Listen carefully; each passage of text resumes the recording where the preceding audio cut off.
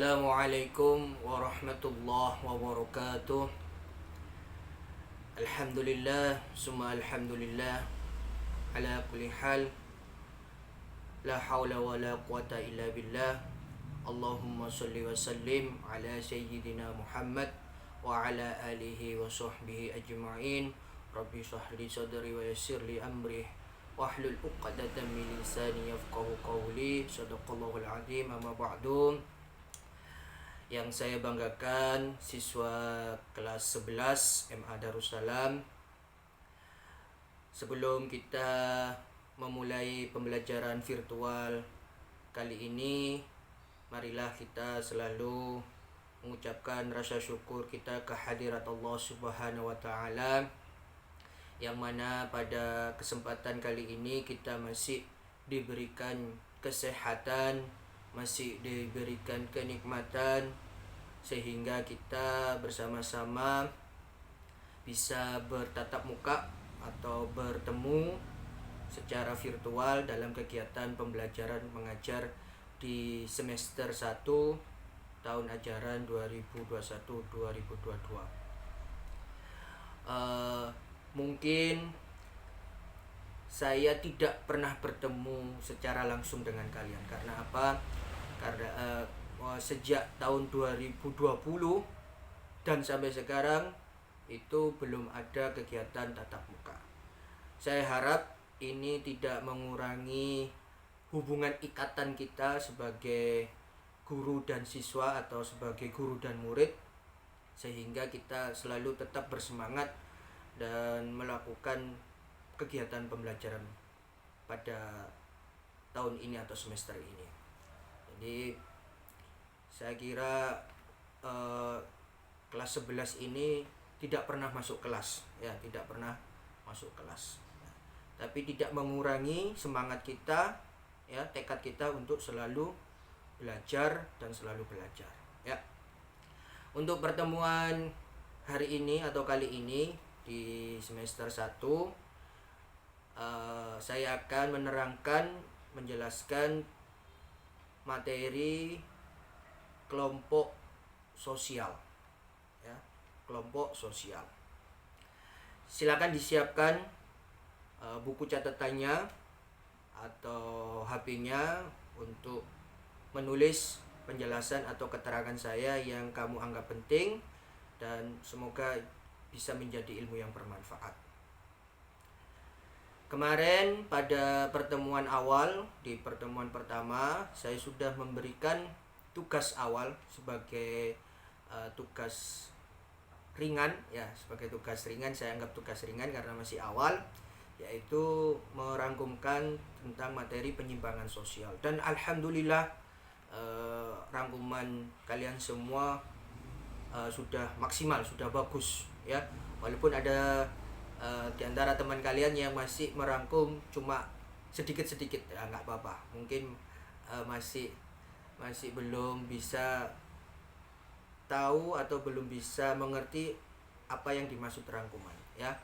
Tapi ada yang sudah sesuai dengan tugas yang sudah saya berikan, dan saya mengucapkan terima kasih sudah mengerjakan tugas dengan baik. Oke, langsung kita mulai bab 1, mapel sosiologi, yaitu kelompok sosial. Yang perlu saya tekankan di mapel saya kepingin kalian punya buku 2, ya, punya buku 2. Yang pertama buku wajib, dan yang kedua buku penunjang. Buku wajib tentunya kalian sudah dapat dari sekolahan, yaitu LKS, dan silakan diambil, ya, silakan diambil, jangan nggak diambil, karena itu salah satu buku pegangan wajib yang harus kalian miliki agar mengerti materi-materi pembelajaran yang ada di sekolahan atau yang ada di MA Darussalam, ya. Yang kedua yaitu buku penunjang. Buku penunjang ini yaitu buku bacaan, ya. Nggak usah beli, ya.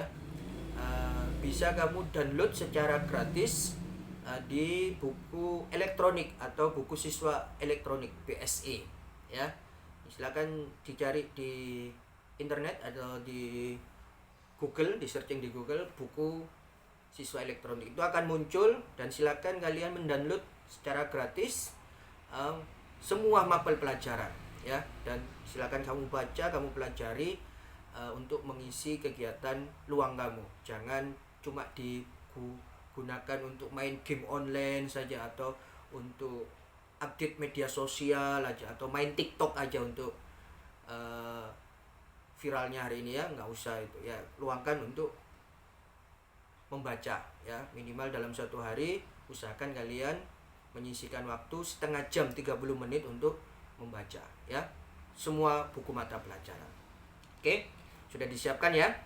Saya akan memulai materi kelompok sosial.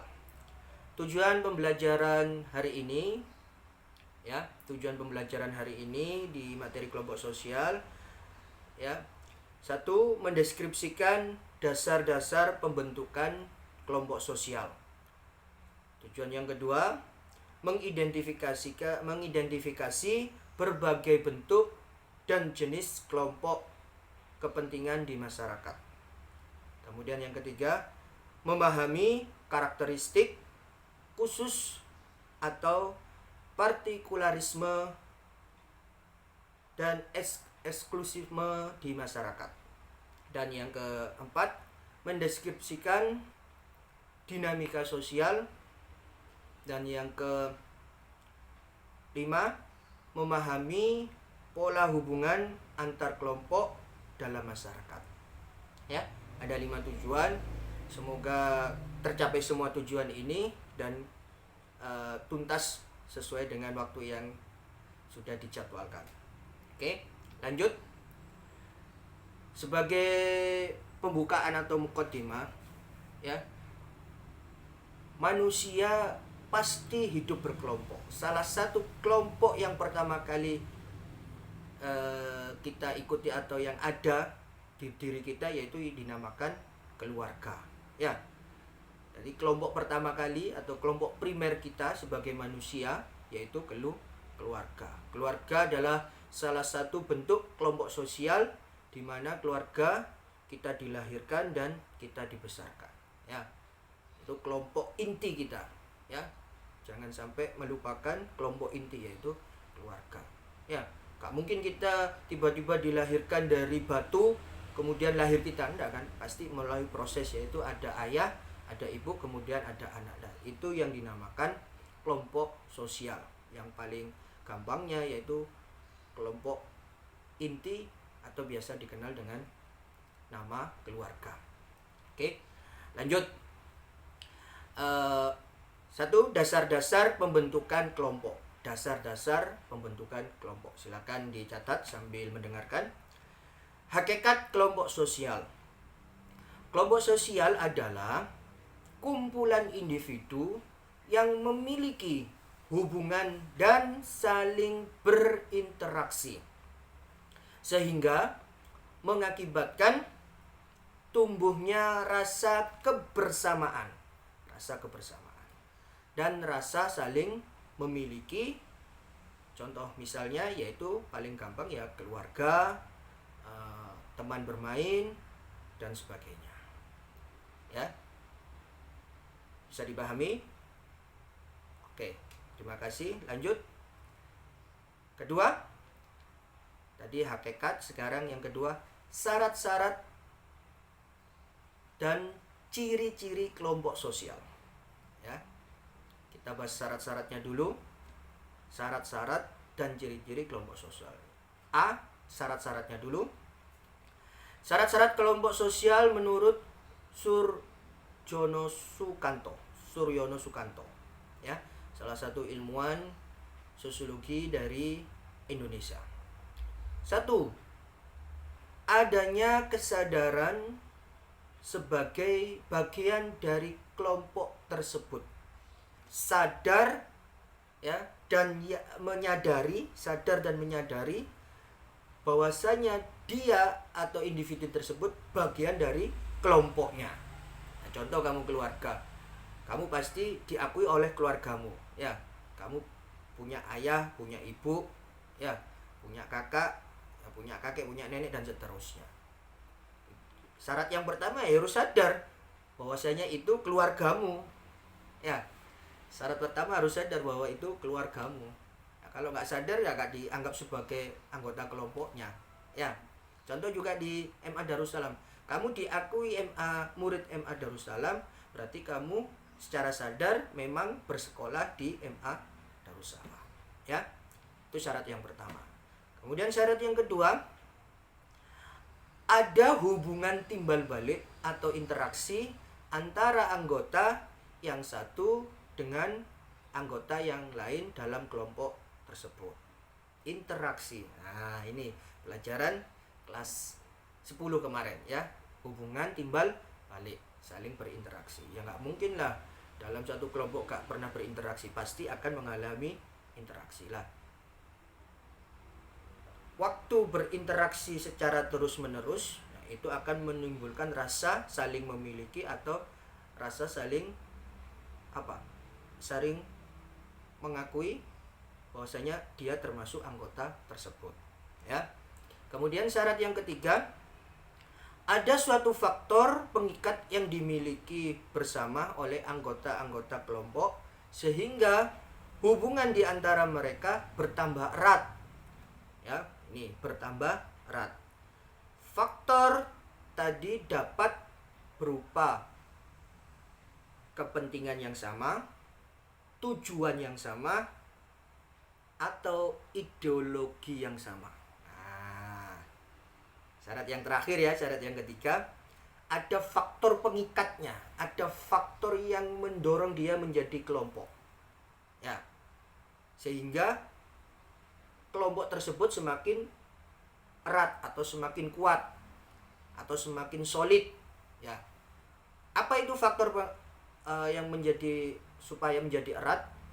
Bisa kepentingan, tujuan, ya, kemudian ya kepentingan, tujuan, kemudian ideologi.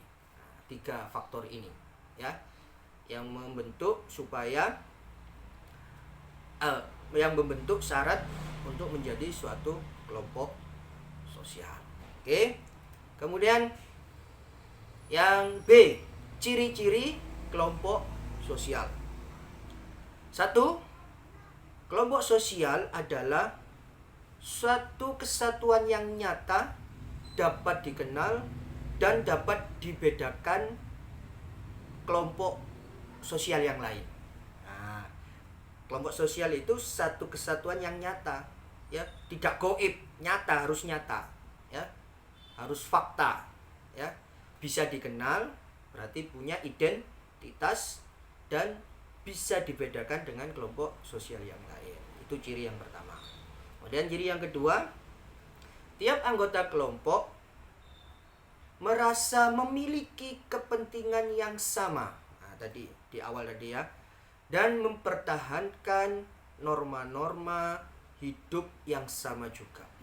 Nah, jadi ada aturan yang jelas dalam kelompok tersebut.